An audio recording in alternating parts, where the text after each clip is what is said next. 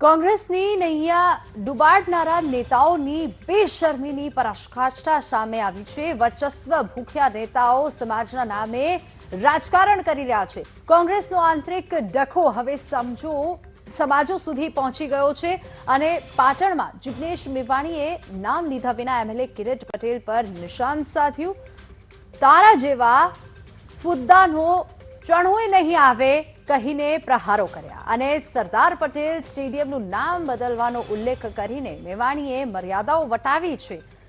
વીર મેઘમાયા દિવસે કાર્યક્રમમાં આવેલા મેવાણીએ બફાટ કર્યો અને એમએલએ કિરીટ પટેલે પણ મેવાણીનું નામ લીધા વિના આક્ષેપો કર્યા। આક્ષેપ પ્રતિ આક્ષેપ થઈ રહ્યા છે। અહીંયા ભારતીય જનતા પાર્ટીના નેતાઓએ પણ આવી વાત નથી કરી। કિરીટ પટેલે કહ્યું છે ગમે તેના વિશે આ પ્રકારની ભાષા વાપરવી યોગ્ય નથી। આ સાથે જ સમાજ વચ્ચે વૈમનસ્ય ફેલાય તેવી વાતો કરવી અયોગ્ય છે। પાટણ અનુસૂચિત જાતિના મહિલા પ્રમુખે વિડીયો વાયરલ કર્યો હતો અને કિરીટ પટેલે હિતેન્દ્ર પીઠડિયાને મારવાની ધમકી આપ્યાનો વિડીયોમાં દાવો કર્યો હતો। હિતેન્દ્ર પીઠડિયા કોંગ્રેસના અનુસૂચિત જાતિના પ્રદેશ પ્રમુખ છે। વાયરલ વિડીયોના આધારે મેવાણીએ કિરીટ પટેલ પર નિશાન સાધ્યાનો તર્ક છે।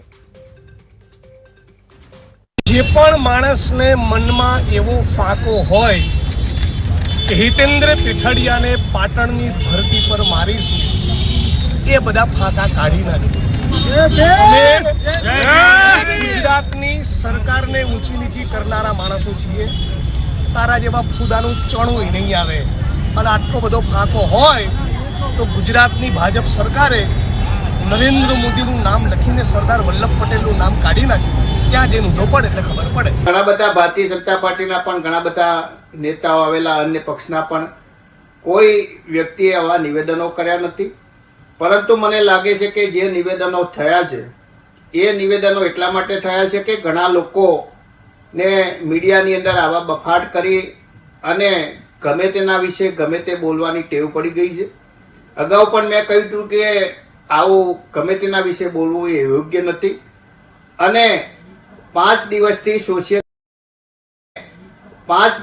સોશિયલ મીડિયાથી પોતાનો વિડીયો જાહેર કરી અને એવું કહેવા માંગતા હતા કે હું આવું છું પાટણની અંદર, તમે બધા હજારોની સંખ્યાની અંદર હાજર રહેજો, પરંતુ માત્ર 5 કે 25 જે લાગતા વળગતા લોકો હતા એવા લોકો હાજર રહ્યા હોય અને પોતાની જાતને જે લોકો માસ લીડર ગણાવે છે એમના કાર્યક્રમની અંદર 5-25 લોકો હાજર હોય એટલે આવા લોકો એ માનસિક ઘણીવાર હતાશ થઈ જતા હોય છે।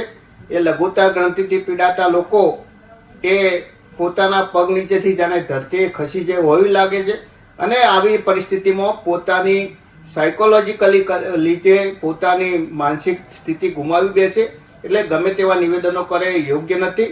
અમે હંમેશા સામાજિક સમરસતામાં માનવાવાળા છીએ અને સામાજિક સમરસતાના સામાજિક પ્રસંગોની અંદર આવા નિવેદનો આપી અને સમાજ વચ્ચે વગવિકળ કરાવવાની જે વાત છે એ યોગ્ય નથી।